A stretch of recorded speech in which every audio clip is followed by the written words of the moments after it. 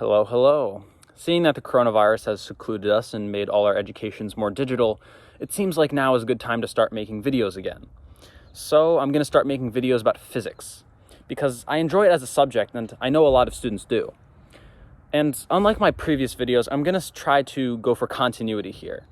So I'm starting today with Newton's laws and introductory topics in physics, and we'll go from there, hopefully getting through mech and some other electrics concepts.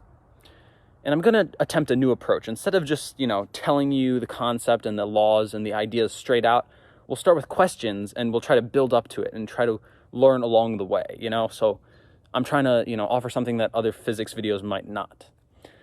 So today we'll answer 5 questions. The first question is, what is physics? Well, that's a tough question. I mean, you can't really answer that question without doing it. But, if you look in a dictionary, obviously, there's going to be an answer. And that answer is, it's the study of the behavior of matter and energy and force. And it's beautiful because it models the real world with predictable laws and mathematics. And I think that's what a lot of students really like about it. They see the sky, they see like the waves in the ocean. They say like, wow, you can actually model that mathematically. That's really cool. But another way I like to think of physics is to think in terms of abstraction, right? You have like your natural sciences. You have on the bottom, or the least abstract, is really biology, where you're studying cells and animals and ecosystems. And then the next level is chemistry, where you're studying the chemicals that make up cells, the smallest level of biology. And then you go even further with physics and you study the matter and the energy that's going on inside the chemicals. And then I guess you can go the next level and say that math is really the most fundamental, most abstract thing of all. But I wouldn't go so far to call math a natural science. That's sort of debatable. So physics sounds hard, right? And we're going to make a lot of assumptions when we're starting out because, it's just there's so many complicated things that go on with, the small atoms. And when you get to like the quantum level, things start like really not making sense. But most introductory physics courses will say, we're going to start with rigid bodies, right? We're going to assume we're working with like black boxes essentially, right? Like we're not worrying about what's going on inside. And we'll work up to the point where we can really understand that, what's going on inside. So that's the first question. What is physics? Our next question is, how do we express quantities in physics? And that might not seem like a natural question you're automatically going to go to, but it's really important, right? Because you have essentially 2 different types of quantities. You have vectors and you have scalars, all right? And these may sound like new words, but really a scalar is just a number. It's just a magnitude, an amount. But then a vector is a scalar with a direction attached to it.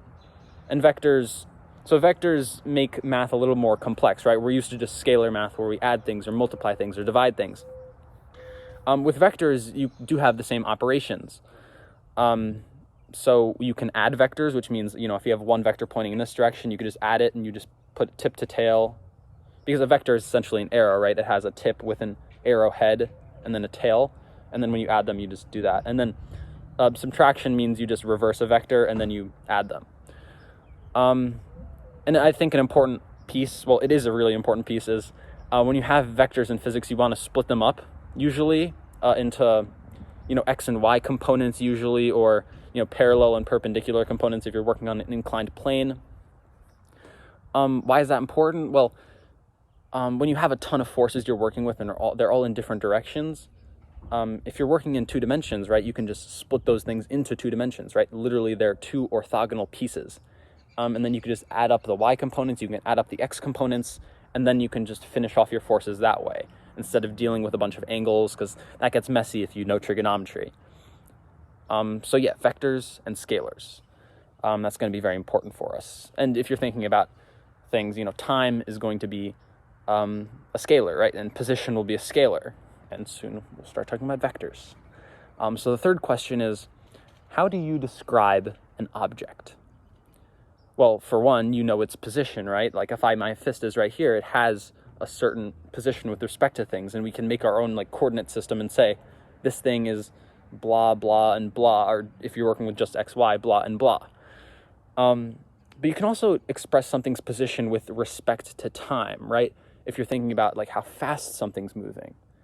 And that first level of position with respect to time is known as velocity. Or, yeah, it's velocity, right? But that's different from speed. Speed is just how fast it's moving, but velocity is how fast it's moving with a direction, right? And that's where we get into vector quantities. So we have position, we have velocity, which is speed with direction. And then you could also look at velocities, of the changes of velocity with respect to time. And that is known as acceleration. And it's important to note that acceleration is not just, the change in how fast you're moving. It could also be the change in your direction as well. Because you can be, like my car can be accelerating if I'm hitting the pedal and I'm accelerating linearly and I'm going faster, but you could also be accelerating if you're moving in a circle. And the difference there, which is really interesting, and we'll touch on that in later videos, is that your acceleration is actually perpendicular to your motion, right? If your acceleration is going with your motion, then you're speeding up. If your acceleration is going against your motion, you're slowing down. But if it's perpendicular to your motion, then you're going in a circle. And I think that's just beautiful. And if you're going in between, you might be going in an ellipse of some sort, where you're speeding up and changing direction, or slowing down and changing direction. And that's all really cool and well. And yes, if you know calculus, you'll catch me on that, the fact that that velocity is the first derivative of position with respect to time, and then acceleration is the second derivative of position with respect to time. And that gets you a lot of cool implications down the way if you use the fundamental theorem of calculus and you're looking at graphs. But for now, that usually won't be that important. You'll sort of work up to a point where calculus will help you. So that's how we describe an object, right? Position, velocity, acceleration. The last question we'll be answering today is, what is force? So force is a word that comes up a lot in real life. I'm applying a force to something, or your voice has a lot of force to it. But in physics, it has a very precise meaning. Force is an interaction that can cause acceleration. But to be clear, it doesn't have to, right? Two forces can balance out. Or a force could... or a force, if they balance out, then no acceleration. And this leads us to Newton's laws. All right, Newton had 3 laws that he created to talk about force and motion. And they're very important, and they're sort of the basis of any physical mechanics course you're going to take, right? And they're crucial, and they're beautiful too. So the first law that we're actually going to be looking at the second law. Newton's second law is F equals ma. But, it seems very simple, but it actually has a lot of important connotations in it. So really, it's F net equals ma. The force, the net force on an object is equal to its mass times its acceleration, where force is a vector quantity, mass is a scalar quantity, a scalar times a vector is a vector. You're scaling the vector up. But think about it. This has huge implications because, first of all, F net means you're adding all the forces on a single object, right? So forces can add on an object, but it can still not accelerate, right? If you have 2 forces pointing in, they'll cancel each other out, and the object will just move and not accelerate, or it will stay put and not accelerate. And that leads us to Newton's first law, which states, if you heard it before, an object in motion stays in motion unless acted upon by an outside force. And that makes sense because, as we just said, if F net is 0, then there's no acceleration, which means velocity doesn't change. But think about that for a second. If velocity doesn't change, but I could still have been, moving before velocity stopped changing. So, if I'm moving, but no forces are acting on me, then I'll just keep on going forever. And the reason you can't do that in Earth's atmosphere is that there's air resistance and whatnot. But if you're in space, if you're in a real vacuum where there's nothing else acting on you, you hit something, it'll just keep going. If no force is acting on it, which is, again, crucial. And Newton's third law states that every action has an equal and opposite reaction. And I think this is the most confusing law of all of them. But, okay, first of all, if you're standing or sitting on something right now, then you're already feeling what Newton's third law really means because, the force of gravity, we'll talk about gravity later on in separate videos, but you're exerting a force on that due to gravity, okay? But that thing is exerting a force on you. right? Because if there was no force acting on you from that thing, from the ground or your chair, then you just keep on accelerating and you just fall into the ground, and that wouldn't really make sense, right? Mass has to be able to exert force. It has to be able to like fight back a little, you know? And that fighting back force is called normal force, because, right, if I have a surface and I'm pushing down on it, that force is going to be normal to this surface. And normal just means perpendicular. It's another synonym for orthogonal or perpendicular. So push down, normal force pushes back up. And a common misconception about Newton's third law, and this one that I got caught up in for a really long time, is that doesn't that mean that nothing accelerates? You know, if every action cancels out another action, doesn't that mean, you know, nothing should move and nothing makes sense?